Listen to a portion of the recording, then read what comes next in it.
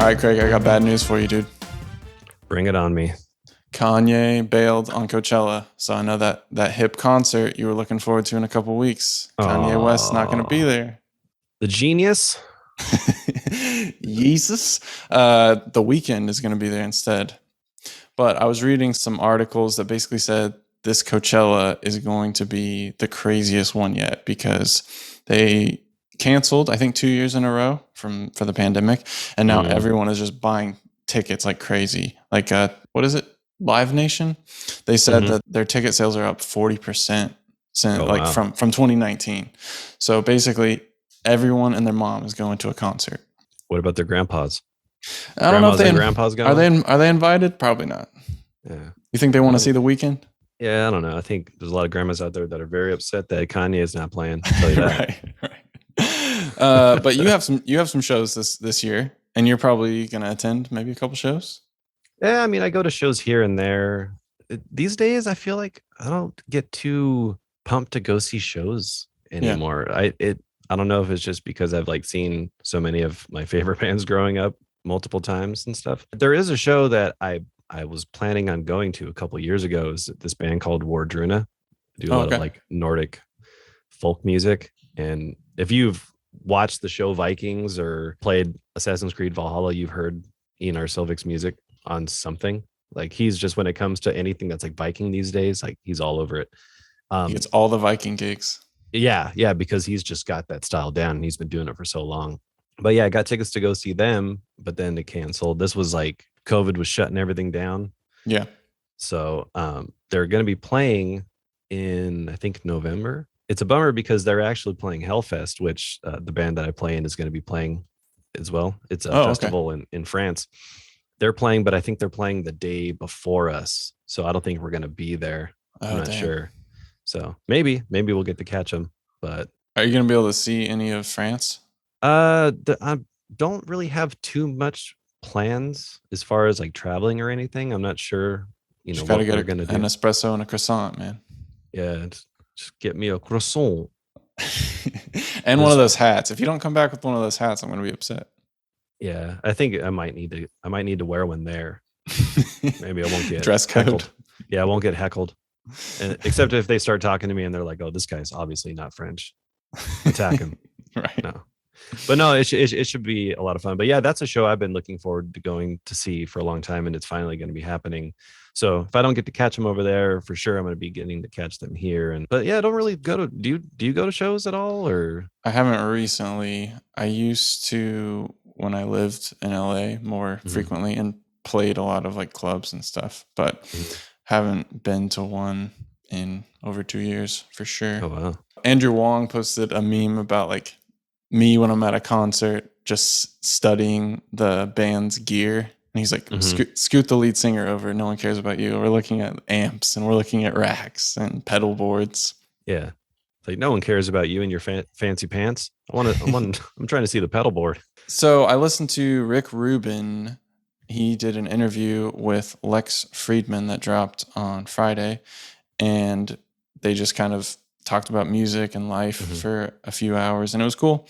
And one of the things that he talked about in the podcast was, he said, instead of just imagining how something would sound in your head when a person suggests an idea to you, go ahead and play it. It's worth making the actual sound come to life, because a lot of the time in your head, it's a bad idea. And then when you hear it, the other person was meaning it in a completely different way than you imagined. And so he said it takes more time to actually sit down on the drums and play the idea rather than describing an idea, but it's always worth it, because 9 out of 10 times it was actually a good idea that was just poorly described. Yeah, I agree on that. There's times where I've been in the studio, and this was back when the first time we recorded with Zach Ower in this band that I was in. And I remember, because he's a very funny guy, because we were having some ideas about doing something, I can't remember, but he was just like, that sounds like a horrible idea. And then we're like, well, let's just try it. Right. He's like, all right, but I'm telling you, it's probably not a good idea. And then we did it, and he's like, I actually like that. It's pretty good. All right, let's keep moving on. I'm like, what? Complete 180.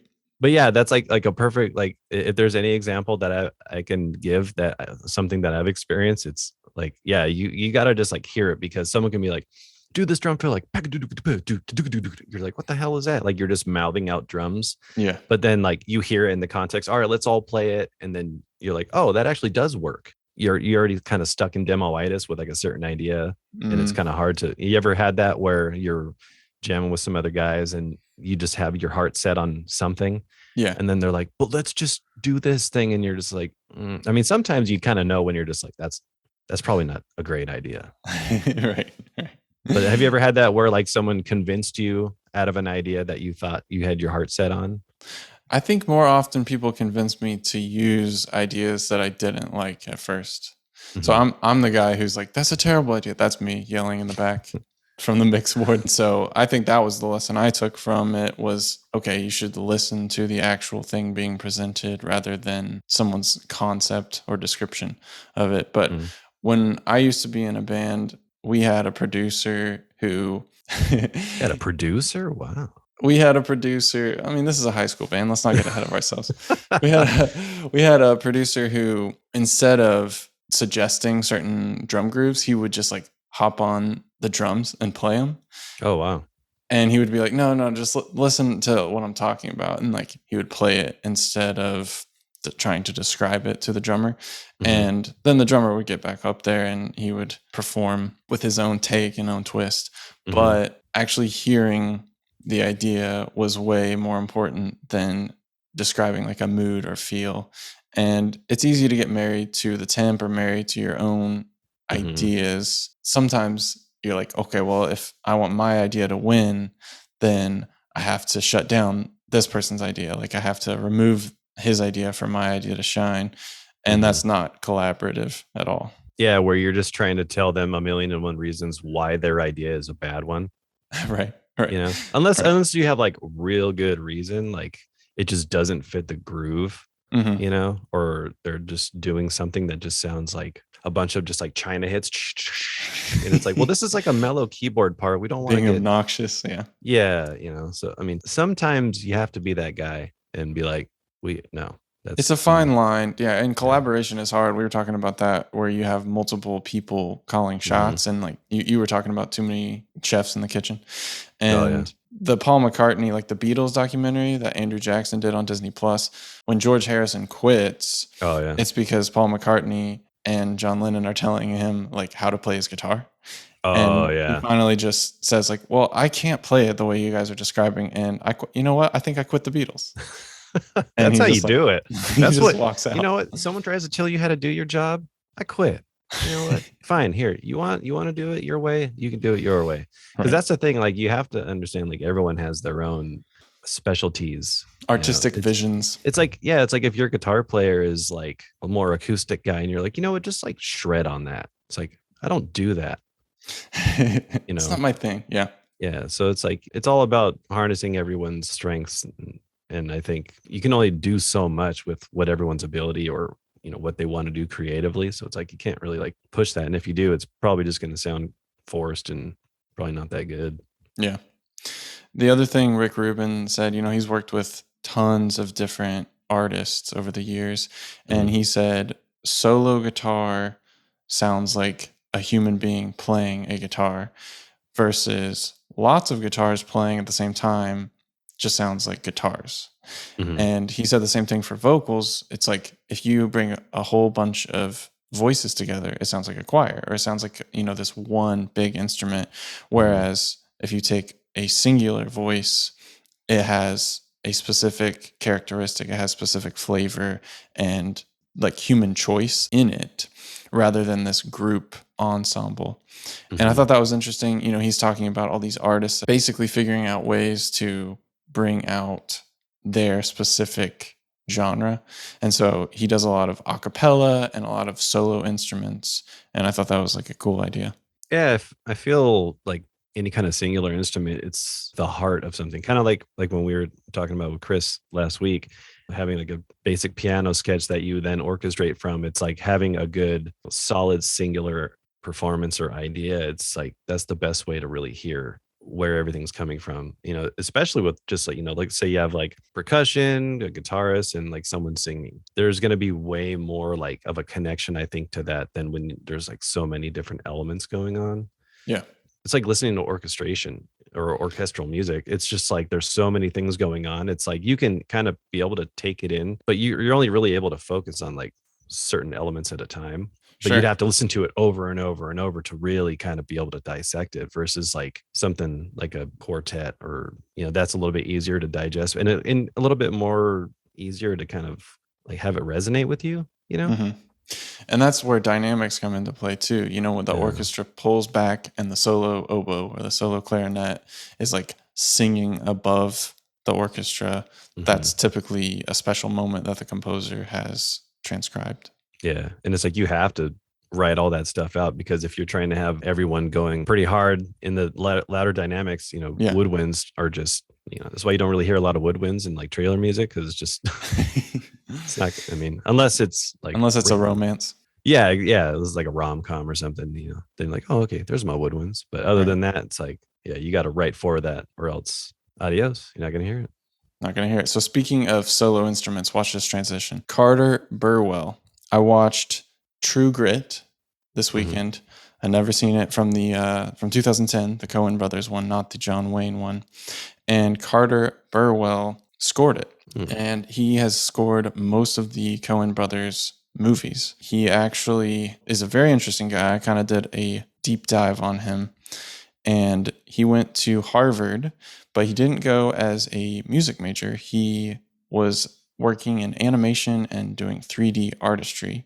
And he's like worked in anime and traveled in Japan and all this stuff. But he found out about the electronic music studio and basically got a key and just started playing with all of these synths and very early electronic instruments. And this is in like 1977, 78.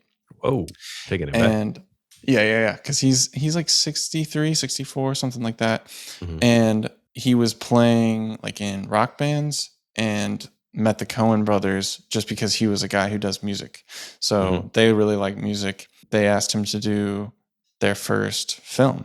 That's awesome. And so he scores their first film. He doesn't know theory at all. He is kind of doing things by feel, and they really like it. And so then they hire him for this movie, Miller Crossing. And they knew that they needed an orchestral score, and they knew he didn't have any theory and had never done orchestra of any sort at all. And they were still like, hey, you know what? This dude did good by us. We're going to roll with him. So Carter Burwell basically just rode this wave with the Coen brothers. And I don't know if you've seen No Country for Old Men, but he uses a lot of like solo whistling, and like there's very, very sparse music throughout that movie. And this movie, True Grit, you have Jeff Bridges just like waltzing around, muttering through the movie, but they use this hymn all through the movie, and he just brings it back over and over again, and they play it with the orchestra and they play it on piano. You hear the hymn probably 15 times through the movie. They take one really simple theme like a hymn or a folk song, and they roll with it all the way through, or like a solo instrument where the solo instrument really shines through the movie. So Carter was out in New York City just like living that ruffian music life, playing bars, and he said that was the reason that they called him, was he was just known as this like music guy who could kind of play every instrument a little bit. And he was playing like rock and punk music. He wasn't playing anything close to film music.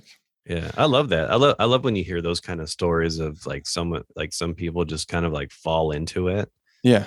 Cause I don't know, like I think there's always this conception of like, I need to go to film school. I need to do this. Like there's no, I mean, yeah, there is, I think, a specific thing people try to do. Of course, I think if you're going to try to get into film music or film scoring, having a good knowledge of different styles is always going to be helpful. Like if you know your way around a keyboard and a computer and that sort of thing, like you're going to have more of an upper hand. Yeah. But not to say you just have a genuine interest and you meet the right person who just changes your life. Like with Exactly. Danny Elfman wasn't trying to be a film composer. It just kind of him and Tim Burton's paths just crossed, and Burton liked what he did and see where he is now. It's crazy. It's always interesting to hear different people's journeys of how they got into it, Hmm. because I think you'll see that there's a lot of similarities, but their journeys are always slightly different.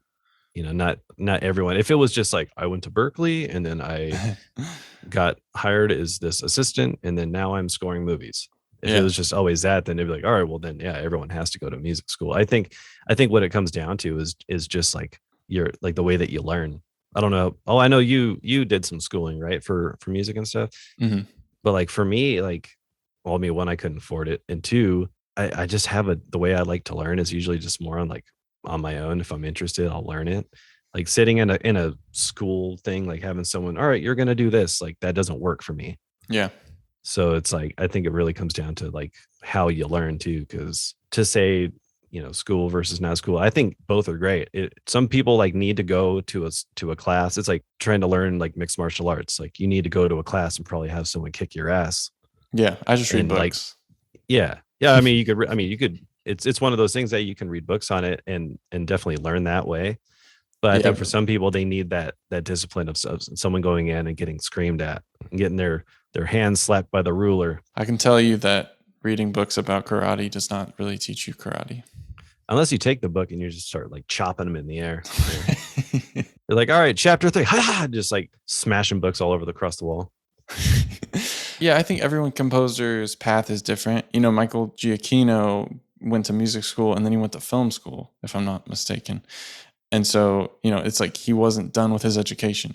He Mhm. he had all this music knowledge. And then he was like, well, I need to know how the film aspect works too. Yeah. And then you have people, like rock band composers who have never been to music school of any sort and just learn by playing with other people and, self-taught. Yeah. But I think that's what makes some of those scores special and different, because you're not coming into it with this sort of arsenal of knowledge that is expected. The rules. Yeah, like there's people that learn the rules and they try to like, okay, this is my toolkit. I know what to do. But then when you have someone who doesn't know and they're just like figuring it out in their own way, like that's how new styles and new genres happen. Because more than likely you ask them and like, oh, so how did you come up with this idea? Like, I don't know. Yeah. I was bored and I started like bowing my guitar. And then I thought, well, that would be cool if I did this and did this. And then it just kind of, stacks on top of each other. And then you have some piece of music that no one's ever really heard because you just followed your own intuition. Right. Yeah. And that's one of the things this guy, Carter Burwell, said is when I was orchestrating, I didn't know the rules and I was just basically throwing paint at the page and we liked some of it. He was like, the Yeah. Coen brothers said, oh, do more of this, do less of Mhm. this. And they really helped me kind of like hone in on the sound of each movie. Yeah, that's really cool. I didn't know his name before today, but listen to this run, dude. You got 1996 Fargo, then you got The Spanish Prisoner, The Big Lebowski, Being John Malkovich, A Knight's Tale, No Country for Old Men, Twilight. You got the Twilight movies, Oh, wow.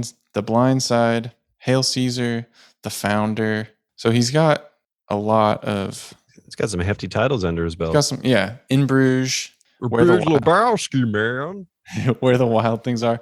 Yeah, I guess this is a Jeff Bridges episode because of True Grit. Hey, where's my couch, man? Or not couch, it's rug. Where's my rug, man? You pissed on my rug. So I think that's all on Carter, but I thought that was a crazy story, and he's a New York-based composer, so that might be why I'm less familiar with him, but I'm definitely familiar with his movies. Because I always thought No Country for Old Men didn't have a score. It's just more like very subtle little ambient type It has, pieces. I believe what he said is it has 3 or 4 different cues in it. And they're all very subtle, very low. He said one of them sneaks up behind when he's in the convenience store, the gas station. Mm-hmm. He hid this score behind the 60 cycle hum and the wind, and it just keeps rising and rising and rising until like the tension climax. Oh, was it the part where he's trying to get him to call the coin flip? Yeah. Call it. I need you to call it. I love that scene. How he's like, this coin is this old and it's traveled all this time to get to this moment. That movie made me mad because of the ending. I was just like, yeah, what are you guys doing? Yeah, that's such a good movie. That movie and There Will Be Blood are like probably two of my favorite movies that are just so good. Yeah, so he said there's like 3 or 4 different cues, but they're all very subtle and light and in the background. So there's very little music. It's very sparse. Yeah. Sparsic. I pulled a quote from Mr. James Clear in his newsletter. He says, "Look around your environment. Rather than seeing items as objects, see them as magnets for your attention. Each object gently pulls a certain amount of your attention toward it. Whenever you discard something, the tug of that object is released and you get some attention back." So I thought that was kind of an interesting way to think about the items and time sucks in your environment. Mm-hmm. And if you're not subscribed to James Clear's newsletter, it's really good. Yeah, I don't think have I heard of him, or maybe you've told He's me the about him author before. of Atomic Habits, Oh, okay. and he's got some solid advice. Have you heard of Plantwave? Mm-mm. All right, it's sweeping the world, man. Uh-oh. You take this user-friendly device and you attach the microphones to your plant leaves, and then it records ambient music. Wow. Based on the electrical signals of your plants. You really haven't seen this? No, I have not heard of this. Okay, I'll send you some links.